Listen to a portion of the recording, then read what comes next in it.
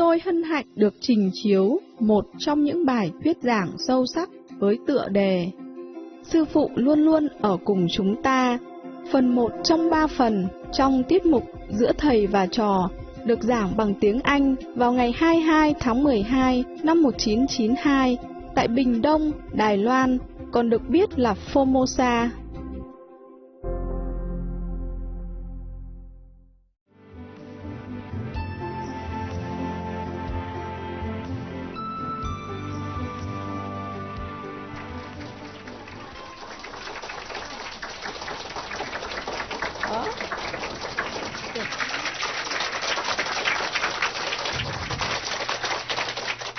Hi, here we are again. How is everything? Okay? Better than the first day, I guess. It feels better now. It looks better, no? Don't you think so? So at least today you sit in the right position. In the right place. Now, so what we were talking about, you have any topic, any question again? Yeah, you see, so I was thinking in the tent today, I was very touched the way the Americans was really devoted to family relationship and truly faithful. I'm surprised because you always heard American fast living, divorcing today, married tomorrow, etc. But whomever I met, it's not like that. For example, there was a mayor in Florida, Boca Raton. He and his wife married so long, and they were still so loving to each other. And still very faithful. Jubileum and silver jubileum or diamond jubileum, they go celebrate together. And that's why I told this joke, because it's supposed to be for them, you know. Yes. Anyhow, I will tell you later that joke. And then I met other person, also Americans, in America. You see, that I know. Somebody know our disciple, etc. And they were living together. They were old now. And they married about 20, 30 years. They're still very faithful. The way they act to each other, you know, and consider each other. For example, Steve, you know, not because he liked the Vietnamese community that he came to our center. First, he liked Master, of course, teaching. And also because he's dedicated to his wife. He goes wherever his wife goes.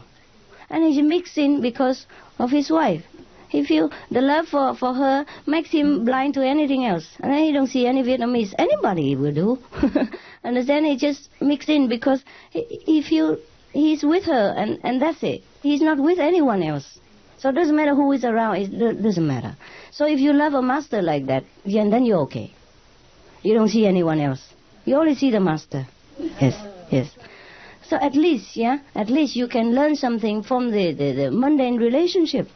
If we can be so devoted, then we see nothing else. We have no problem. Everywhere we go, we're at home. Yeah? So be careful. All right? If we are not truly so devoted, then we know. We'll be disturbed a lot about the surrounding and the people. If we are devoted, then we know. Like Steve, he have no problem. He might not know that he's devoted or he has no problem. But that's the way it is. Understand? That's the secret. That is the secret. And Craig, I didn't think he was so devoted to me either. I think he came because his wife introduced to him, and then he also is spiritual, but more or less was because of her. Is that not so, Craig? More or less, yes. Of course you like me also. I wouldn't say you don't. Understand?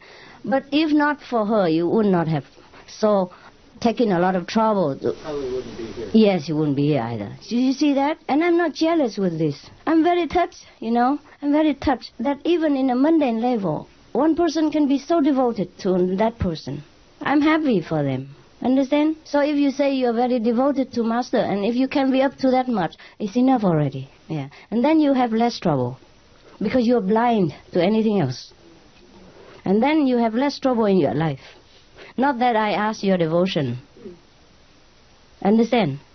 You know the secret now? Yes. Now, I tell you another story to prove it. The joke, wait, huh? It's all right. I know you're anxious to hear the joke, but that come later.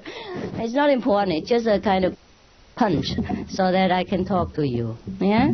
Just like I'm wearing nice clothes so that when you come to me, and then you don't need nice clothes anymore. Just, yeah. But you don't care. Just like I dance with you so that you come to me and later you lose interest for dancing. Understand? Just like I look at you lovingly charmingly so that you forget the worldly attraction. That's all. Understand? To replace a higher level of substitute. That's why you crave for many things in the world, because you have not enough. Understand? You have not enough. You just want something, but you don't know what.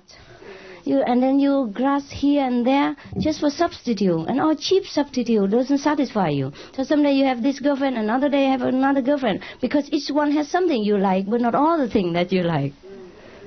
That's why when, before in the old day, a king or the queen, they usually have many consorts. Just because to fill the gaps. You understand? Because not usual that a woman or a man has all the quality that is fulfill the need of the other partner. Therefore, we most often have trouble, conflict, and quarrel. If we both fit each other's need, then we have less trouble. That's what it is. So for those who have in a good relationship in marriage, I guess they fulfill each other's need, and just they're satisfied with each other. So you are like that, I like enough, like that. Otherwise, they will look elsewhere, and you cannot blame them.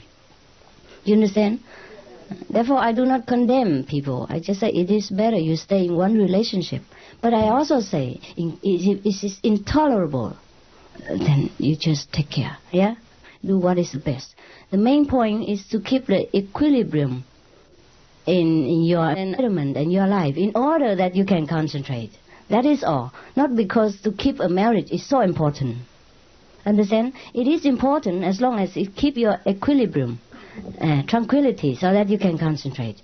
If that marriage disturb your concentration, then it's not the purpose. Keep the marriage not because of the marriage's sake, understand? Just so that both can develop in harmony. So, in case you can work with a partner like that, it's enough already. No need to look elsewhere. Changing always makes us very troublesome and restless. It's no good for practicing. But if a marriage makes you even that restless, then you might as well seek peace somewhere. Understand not? Yeah? So, even my teaching is like that, but it's not like that. You understand? You cannot always hold on like a square like this and say, Master, say this. You don't do it, you die.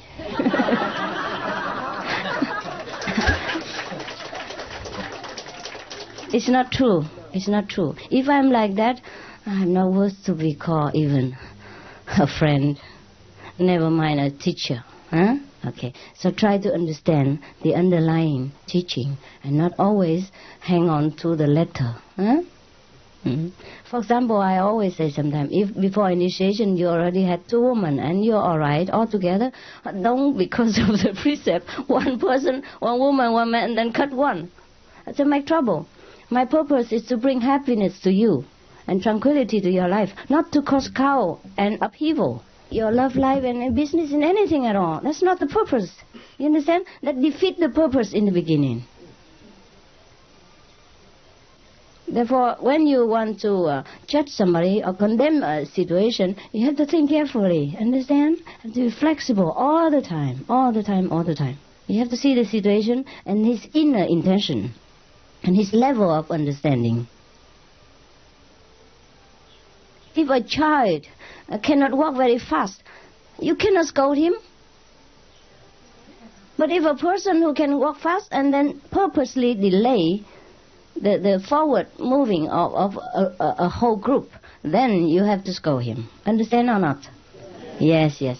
But in a spiritual sense, it is different because we all grown up, so we don't see anyone as a child or an adult. But actually, the master see inside who is a child and who is adult. It's the inside thing. It's the inner affair.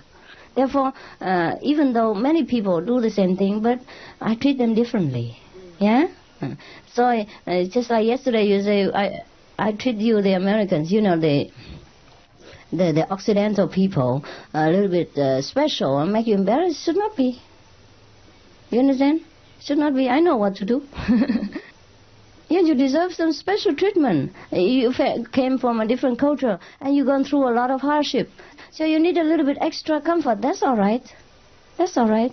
I'm sorry that I couldn't give you better.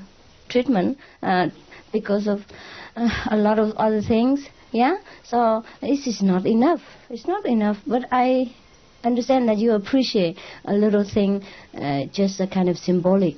That's enough. Understand? Yeah. And I know you understand. Yes. So don't say I treat you anything special. Nothing. It's different. It's different. Yeah? It's different. Also, you don't see me that often. You cannot afford to. The Chinese, they can see me anytime. I'm here for many years already. If they don't see me now, they see me later. Or they have seen many years already. There's no need to treat them special. Also, they live together with me in one country. Yeah? And that makes a difference. They feel already satisfied somewhat. Yeah? They know that I'm here. You came from a very long way. Understand? Just to see me. So that demands a special devotion from you. Special effort from you in order to be here. Understand? So, to be equal to that effort, I do something. That's it all. Okay? To let you know that I appreciate it. Not that anything special, not that you need that extra chocolate or something else, but you know that I know. Yeah, Tony? I wanted to ask you about that, about devotion. Sincerity was always a difficult word for me to define for myself, because you know Ramakrishna, when he was trying to find God, he fell on his knees and he started begging, and soon the mother came to him. Right. And other, like Muktananda, for example, he would sit and not do anything, just wait for God.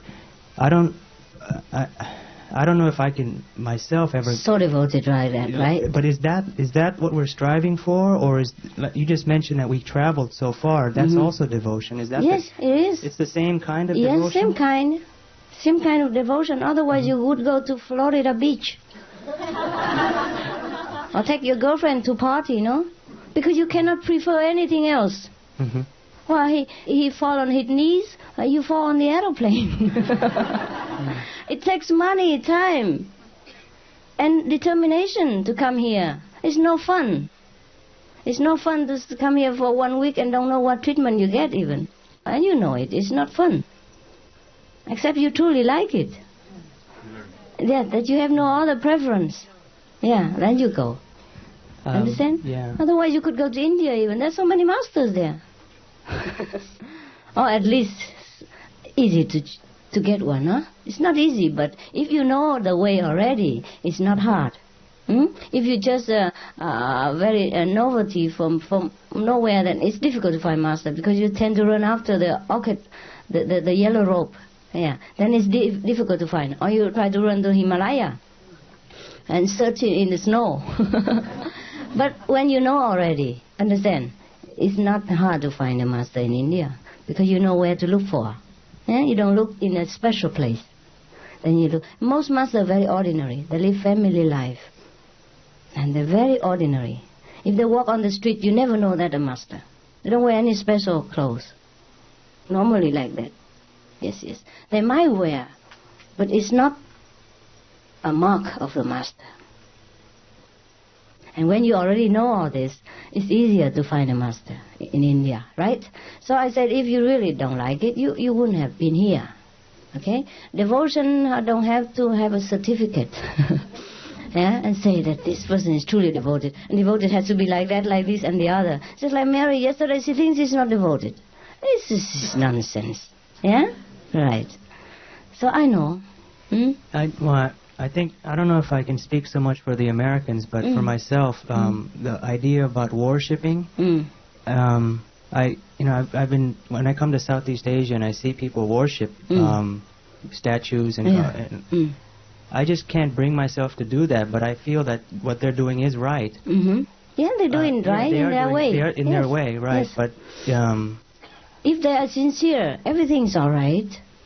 It's just that they can be only up to some certain level, because they have not broke through, you understand, the material boundary. That's all. Doesn't mean that what they're doing is not right. It's just that it's not ultimate enough. It's not high enough for them. If they want to reach higher, that's it all. Okay? So sincerity, something that develop not at will, but through practice? It just comes to us. It's just a state of being. Yes, it will come, or it is already there. If you want to look for the Buddha nature, if you truly want to know yourself, that is devotion. No need to fall on your knees or do any kind of hula hoop, all kind of noisy worshipping ceremony. Devotion is inside. Is you truly longing to know what is it. That is devotion. And people make it differently, you understand? Once they found it, they found some of it, they're so happy. So they are very appreciate the master that has brought them to this state of understanding. So everything is master, master. That's a different kind of devotion. The intellectual people, they devote differently. They devote it in a calm way, in the inner way. And the more sentimental type, they devote it more inward and outward. Yes. Also, mostly the Oriental people, they are very affectionate. Outside. Inside and outside. Sometimes outside and no inside. But the Occidental people, even they don't have it outside, they have it inside. Understand what I mean? That is for sure. And you don't have to judge the outer appearance to know that person devoted or not. To the Occidental people, I know. Understand? I understand both. I never condemn you, the American are not devoted or lousy practitioner. No. I didn't. Never. No? Did I? No. In some way, the behavior properly. I might say something. In some special case, but not as a whole. I never say that you're not devoted. I never say that you're worse than the Vietnamese. No, on the contrary, I treat you even better than them. No more special, because I understand your need. Not because you are Americans, but because I know to deal with you that way is more correct. Understand? Yes. Therefore, I answer many of your intellectual questions to satisfy your intellectual thirst. If the intellectual need is not appeased, then it's hard to come down and rise up to the higher level, because it's blocked you here.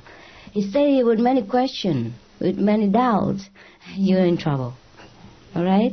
So ask any question you want until you're truly satisfied, and never stop until you're truly, fully finished. All right? All right. I also have this. I have a question. Well, I seem to think that there's a line to God. Yeah. Like, I'll draw it right here. Right. And then you jump over. And this is God over here. Yeah. And you're with us on this line. Yeah. Since we're initiated by you and right. you're guiding us this way. Yeah. But life is like choice. We choose what we want to do. And, and if we make the wrong choice, the further away we go from the line. A little bit, yes. Right. And then? So, a question about choice. It's just a matter of how much burden you want to take upon yourself, right? As you're going on this path. If for example, if you have two different, if you have a choice between two different things, one of them might be the better choice, but you chose the one that's not better. Does that mean you're carrying on more burden on this path, the spiritual path? Actually, we don't have that many choice. We only think we have choice. That's a Maya power. Now I tell you the example. For example, you have two choices to make, right? And you think you make this choice because it's correct. Right, you're happy. You make this choice. You're going to success. But it's not true. If it is supposed to be God's will that you success in this choice, then you will success. Otherwise, you at the end, you will come round to the other choice. And then at that time you think, I have no other choice. I have this choice instead. Actually, it's already arranged. And the burden comes when we think we make choice. The burden comes when we think we are the doer. The karma comes when we cannot rely on the whole universal great plan. We take the burden upon ourselves. Emerson, the American teacher, he said, a great burden falls from the shoulder when you let God run the universe. That's fantastic. One sentence enough. Understand? Yeah. We have no choice, really. And there's no such thing as should, huh? What? No such thing as should. Should? Should. I should have done that. I should have done that. That's just guilt, right? Yeah, useless. That's why I tell you, just relax, let live, let go. And then you will know what's right, what's wrong. Then you're one with the universe, universal great plan. Okay. Otherwise, in the universal plan, we are just nothing. We're just a bubble in the sea. Come and go very fast. But because of the time impression that we think we have a duration of something. Understand? In universal understanding, there's no such thing. Anything exists. Any time, any duration at all. It exists because the Maya power let us know that we exist. That we have a duration of a lifespan, etc. That we do something in a certain length of time. It is all Maya's play. But it's all right, let's play with it. Okay? For example, lately I was very tired. Whenever I'm with many people, I will be definitely tired. Otherwise, I'm not. I can tell you. Yesterday, did you hear somebody say, I can climb the wall, I can climb mountain, I can walk through in the middle of the night and be in control in any situation without physical strain, without mental fatigue. But when I'm with people, I pay all my attention to you. Then I'm exhausted because my attention is too much outward and I'm not inside. I am inside, but also outside. I'm inside, not fatigued, but I'm outside fatigued. My body fatigued, because it has only the capacity of a car. Understand? The driver cannot do anything when the car is kaput. Huh? When the engine runs wild and it's too hot, I have to rest. Otherwise it will bust. Understand? That's it, that's all. My body is just a car. I can drive it crazy sometimes, but it has to stop sometimes.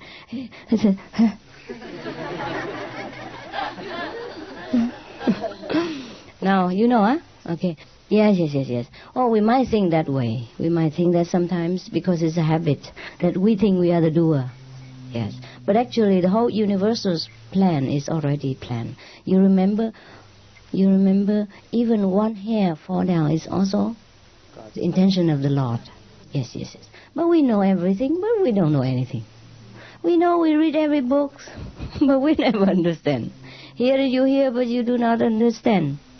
See you see, but you do not perceive. That's the trouble. So we need some guy like a master. He explained it again with conviction, with full force of enlighten, self-enlighten. Then you get it. Understand?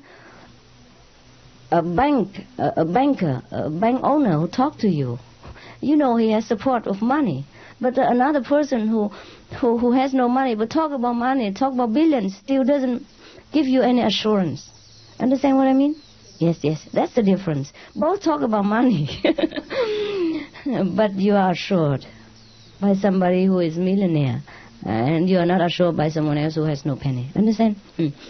What was it, your main point? The point was that we should, sometimes I find myself thinking too much. Yes, and you do. The intellectual people do that. Yeah, and when I do that, I start to feel, that when I meditate it goes away, but yeah. it comes, this weird feeling around my face. Understand. But when I stop thinking, it's gone. I was in a store in America looking for a jacket or just something to keep warm from the cold in Taiwan, but it hasn't been cold really here, so I bought some things. I spent 2 or 3 hours in the store deciding on whether I should buy something that's fine clothes.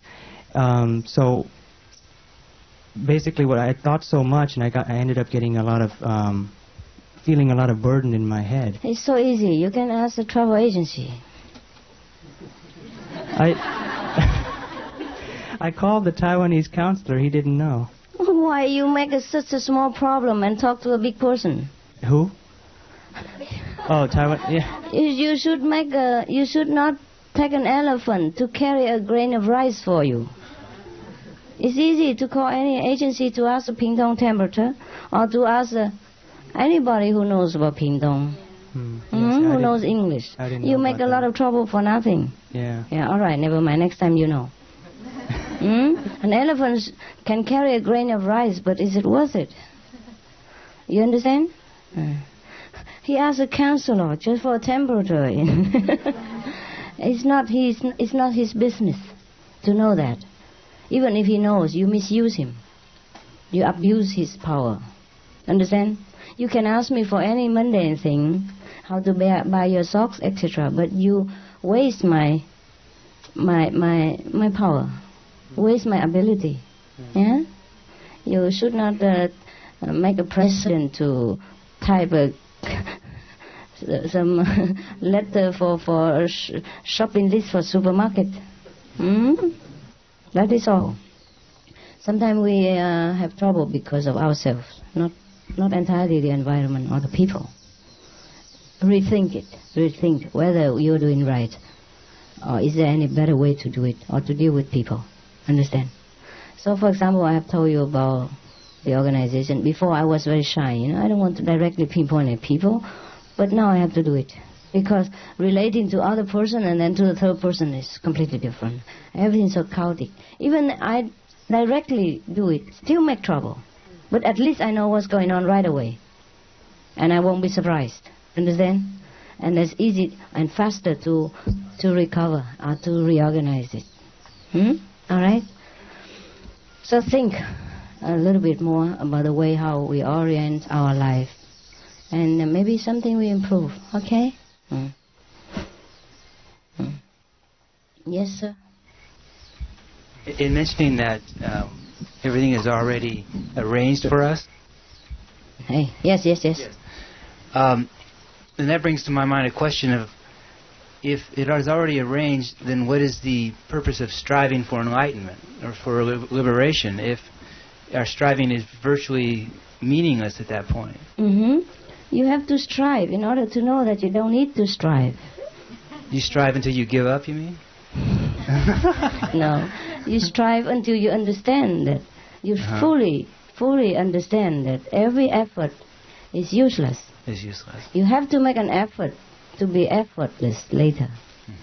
At the moment, doesn't matter what I tell you, you still strive. So I tell you how to strive. And I say, go ahead and strive. Strive harder until you reach the point that you know that, why should I strive? I'm always here already. Understand? I already arrived. But now I tell you, you don't understand. So you have to strive to understand that you should not strive.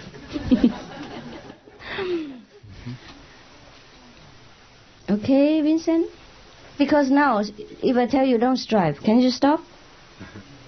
Can you just relax and surrender? If you can? Well, actually, I found myself doing that, but then feeling a little bit behind schedule and getting back into striving again. Yeah, yes, that's it. So you still are not there. You see what I mean? Right, but more so than before. Then you try to strive more. And then one day you will stop striving. That's the purpose. Huh? That's the purpose. Because if we don't strive now, we cannot feel at ease. Until you stop striving and you still feel at ease, then it's all right. Now, if you don't strive, you're in trouble. Right? So if say I was to stop striving, but say stop striving even though I don't have the total knowing of that, that would be also ineffective. Is that what you're saying? Ineffective. So you have to really come to that level of understanding. Yes. Before then. Yes. Okay. Not intellectual understanding, but truly relaxed. Truly at home. Now, intellectually, you understand what I'm talking about? Well, yes. You do. But it's different from realization. Yeah, all right?